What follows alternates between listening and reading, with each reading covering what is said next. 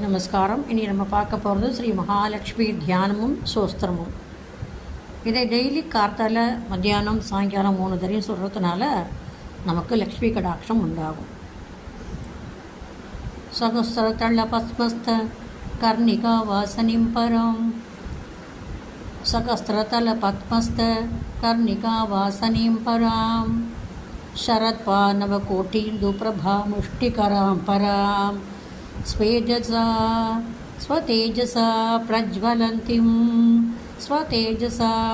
प्रज्वलन्तीं सुखदृश्यां मनोहरां प्रतप्तकाञ्चसन्निभशोभां मूर्तिमतीं सतीं.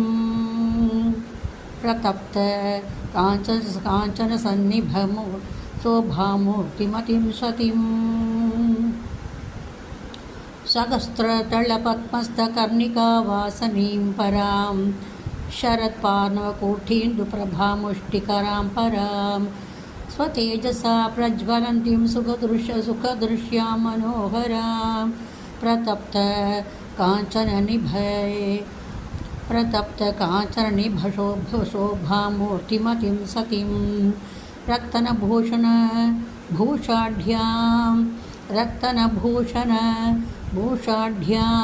शोभितां पीतवाससा ईषदास्य प्रसन्नास्यां शश्वस्तुस्थिरयौवनां सर्वसम्पत्प्रदात्रीं च महालक्ष्मीं भजे शुभाम्. श्रीलक्ष्मी द्वादशनामा स्तोत्रम्.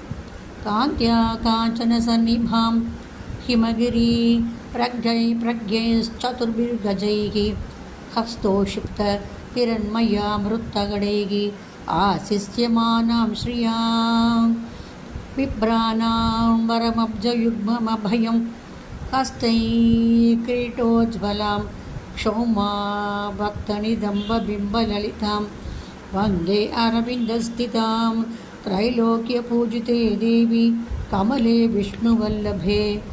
यदा त्वमसला कृष्णे तदा भवमयि स्थिरा ईश्वरी कमला लक्ष्मीर्शलावतीर्हरिप्रिया पद्मालया सम्यक् उच्चैः श्रीपद्मधारिणी.